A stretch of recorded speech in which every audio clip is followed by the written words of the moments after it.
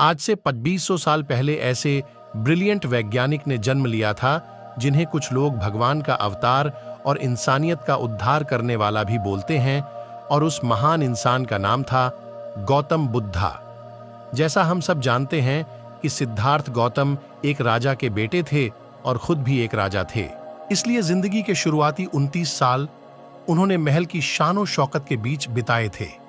एक दिन जब सिद्धार्थ अपने रथ पर बैठकर अपने राज्य का भ्रमण कर रहे थे, तब उन्होंने एक मरे हुए इंसान को देखा, जिसका ऐसा असर सिद्धार्थ के दिमाग पर हुआ कि उन्होंने अपना सारा राजपाट छोड़ संन्यास ले लिया और सच की तलाश में निकल पड़े। दोस्तों, ऐसा कहते हैं कि 6 साल की कठिन तपस्या के बाद भी जब उन्हें कुछ हासिल नहीं हुआ, तब सिद्धार्थ बचपन में जो मेडिटेशन किया करते थे, उस मेडिटेशन के साथ एक पेड़ के नीचे बैठ गए और अपने आप से यह प्रॉमिस किया कि जब तक मुझे मेरे सारे सवालों के जवाब नहीं मिल जाएंगे, तब तक मैं यहां से नहीं हिलूंगा, चाहे फिर इसके लिए मेरी जान ही क्यों ना चली जाए।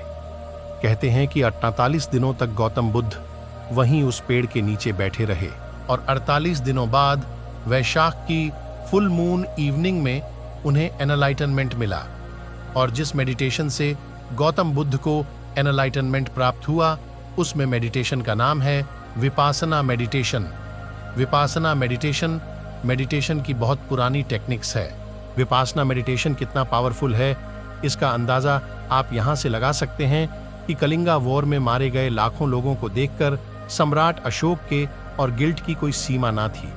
तब एक बुद्धिस्ट ने सम्राट अशोक को विपासना मेडिटेशन करने की सलाह दी, और दोस्तों, ऐसा कहते हैं कि इसके बाद सम्राट अशोक की लाइफ हमेशा के लिए बदल गई।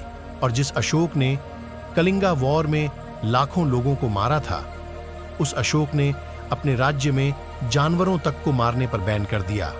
सम्राट अशोक विपासना मेडिटेशन से इस तरह से प्रभावित थे कि उन्होंने 8 बुद्धिस्ट मंक को दुनिया के अलग अलग कोनों में भेजा, ताकि पूरी दुनिया के लोग विपासना मेडिटेशन सीख सकें।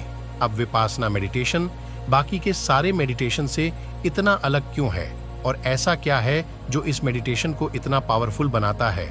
तो देखो, हमारे दिमाग में बचपन से बहुत सारी मेमोरीज, अच्छे बुरे इमोशंस, हमारी दबी हुई इच्छाएं, इंपल्स सब स्टोर होते रहते हैं, और ये सारी चीजें सबकॉन्शियसली हमारे पूरे बिहेवियर, इनफैक्ट हमारी पूरी लाइफ को कंट्रोल करती हैं। और जब ऐसा इंसान हमारा ट्रस्ट तोड़ता है, तब हमारे दुख और दर्द का कोई अंत नहीं होता। यहाँ तक कि कुछ लोग तो डिप्रेशन तक में चले जाते हैं, लेकिन ऐसा कहते हैं कि टाइम सारे जख्म भर देता है, इसलिए कुछ महीनों में या कुछ सालों में हम ठीक तो हो जाते हैं, लेकिन हमारा सबकॉन्शियस माइंड उस सारे इंसिडेंट को अपने अंदर स्टोर कर लेता है, और सबकॉन्शियस माइंड अपने अंदर यह बात अच्छे से बैठा लेता है कि ट्रस्ट का मतलब दुख, दर्द, डिप्रेशन, या यूं कहिए कि वो बात हमारे बिलीफ सिस्टम का एक हिस्सा बन जाती है। और फिर पूरी जिंदगी हमारा सबकॉन्शियस माइंड उस दुख से बचने के लिए हमें किसी पर ट्रस्ट नहीं करने देता, जब तक कि वो इंसान अपना पूरा बिलीफ सिस्टम ही चेंज ना कर दे। ये बस मैंने आपको एक छोटा सा एग्जाम्पल दिया है, ऐसे न जाने कितने अच्छे बुरे बिलीफ से हमारा सबकॉन्शियस माइंड भरा पड़ा है। इसलिए 1937 में लियोपोल्ड सिजी ने ह्यूमन पर्सनालिटी के सबसे डीप बिहेवियर को समझने के लिए एक ह्यूमन पर्सनालिटी टेस्ट इन्वेंट किया था, जो कि आगे चलकर सिजी टेस्ट के नाम से फेमस हुआ। लेकिन यह सब मैं आपको क्यों बता रहा हूं? क्योंकि विपासना मेडिटेशन के लाखों फायदों में से एक फायदा यह भी है कि विपासना मेडिटेशन से आप अपने पेस टू डीप सेल्फ को जान पाएंगे। विपासना मेडिटेशन कितना पावरफुल है और ये किस हद तक इंसान की लाइफ में चेंजेस ला सकता है, इस बात का अंदाजा आप यहां से लगा सकते हैं कि विपासना मेडिटेशन भारत की तिहाड़ जेल से अमेरिका की डोनाल्डसन प्रिजन तक में कैदियों के बिहेवियर को सुधारने के लिए कराया जाता है, ताकि कैदी बाहर जाकर दोबारा से क्राइम ना करें। अब मैं ये नहीं बोल रहा हूं कि आप लोग सब क्रिमिनल हैं। विपासना मेडिटेशन के 44 देशों में 202 से ज्यादा सेंटर हैं, जिसमें लाखों लोगों को विपासना मेडिटेशन सिखाया जाता है। तो आप जानते हैं कि विपासना मेडिटेशन क्या है। विपासना शब्द दो शब्दों से मिलकर बना है, वी एंड पासना।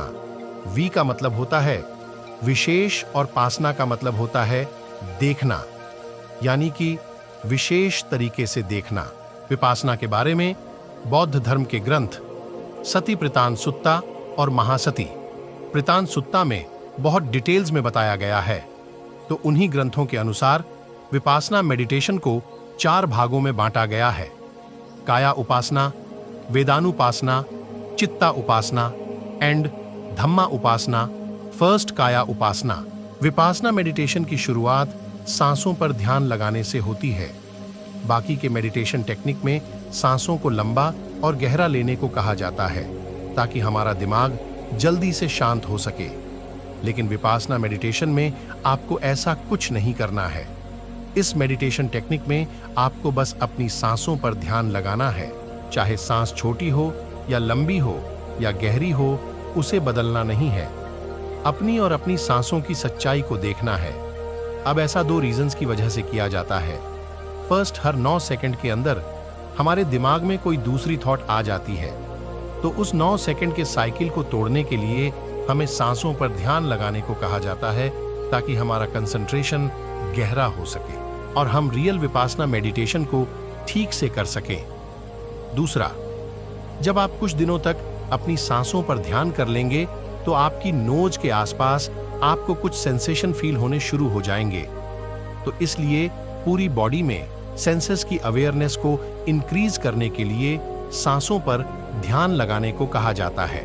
अब सांसों पर ध्यान लगाने के अलावा जो आपको एक और काम करना है वो यह है कि जब भी आप किसी चीज को देखें तो उस चीज से उसकी आइडेंटिटी को हटा दें। देखो, बचपन से ही हमारे दिमाग को प्रोग्राम करना शुरू कर दिया जाता है कि ये कुत्ता है, ये बिल्ली है, ये पेड़ है, ये गाय है, एक्सेट्रा एक्सेट्रा। अब 2 मिनट के लिए अपने दिमाग से निकाल दो कि ये कुत्ता है, फिर इसे देखो। तो इस तरीके से देखने पर पता है क्या होगा? आपका दिमाग ये समझने की कोशिश करने लगेगा कि अगर ये कुत्ता नहीं है तो आखिर है क्या।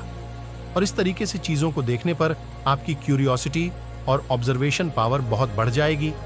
आप हर चीज को बहुत क्यूरियोसिटी और ध्यान से देखने लगोगे।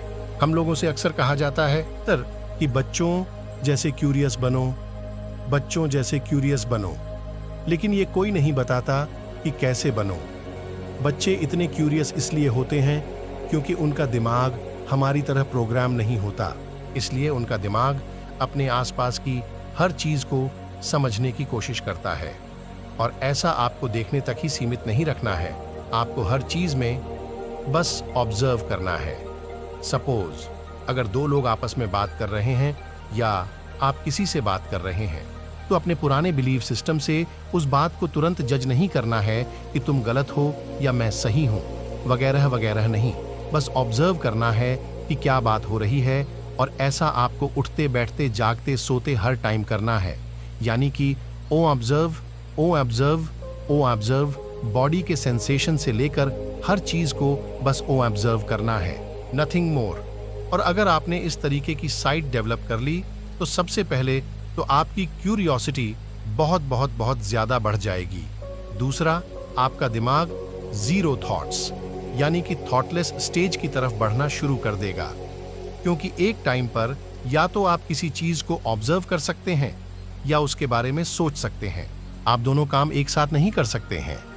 तीसरा काम जो आपके साथ होगा वो यह कि आपकी ऑब्जर्वेशन पावर इतनी बढ़ जाएगी कि आप हर चीज में बस उसका सच देख पाएंगे, चाहे फिर वो आपके इमोशंस हो, 2 लोगों की बातें हो या दुनिया की कोई और चीज, आपको बस हर चीज में उसकी सच्चाई दिखने लगेगी।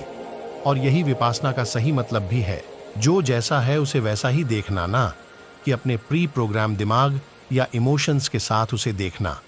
और अब ऐसा बिल्कुल नहीं है कि आप 10 दिन के अंदर ही पूरे यूनिवर्स को समझ जाओगे। गौतम बुद्धा के अनुसार विपासना में पूरी तरह से मास्टर होने में 7 साल का समय लगता है। मैं भी पिछले 10 दिनों से फॉलो कर रहा हूं और मेरे अंदर जो चेंजेस आए हैं वो ये है कि मैं हर चीज को अब बहुत क्यूरियोसिटी के साथ देखता हूं कि आखिर यह है क्या।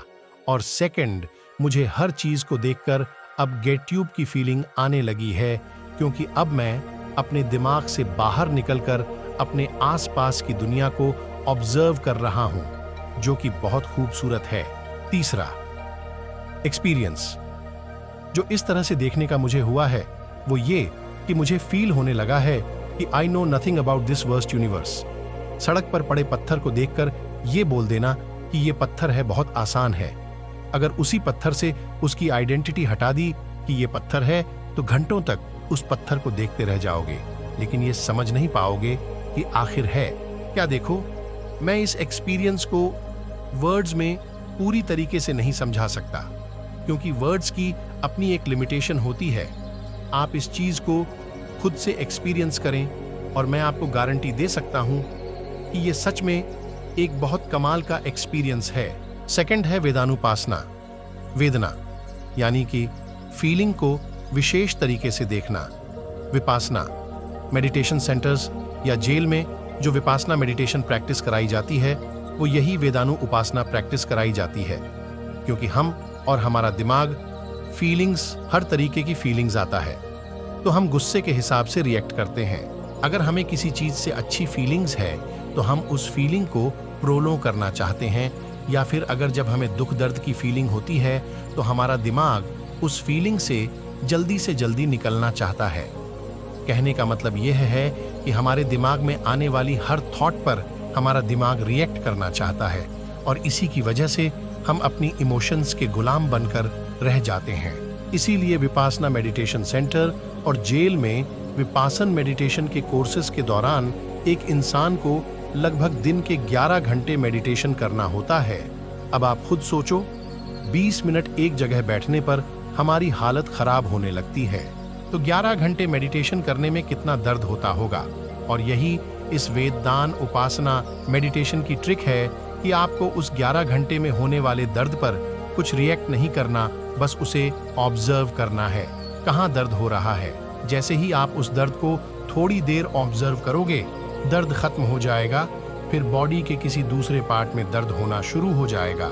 जब आप उस दर्द को भी थोड़ी देर ऑब्जर्व करोगे तो वो दर्द भी खत्म हो जाएगा।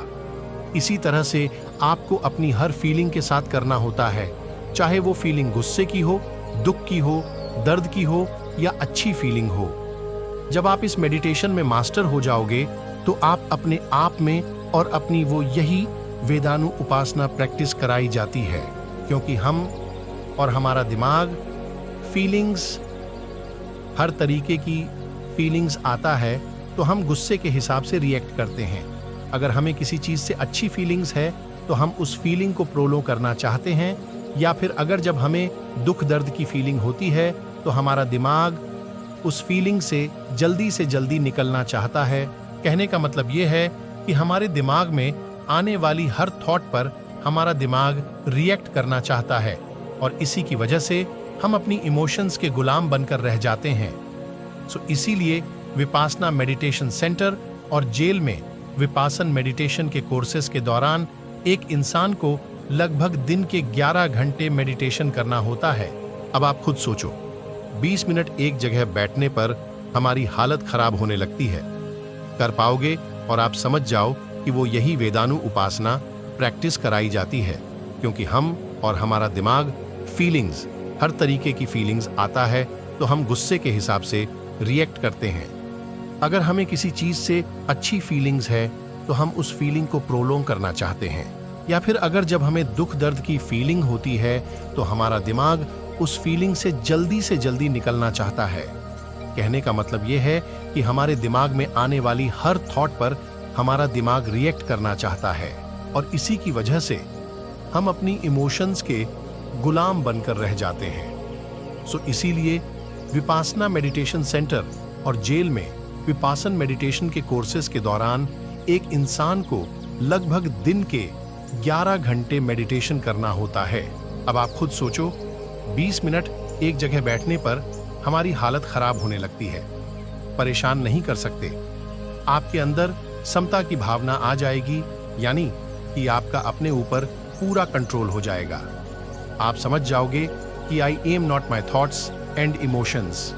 इसलिए जेल में वेदानु उपासना मेडिटेशन कराया जाता है, ताकि कैदी अपने आप में और अपने इमोशंस और फीलिंग्स कर पाएं और अपनी फीलिंग्स और इमोशन से किस तरह से चिपके हुए होते हैं।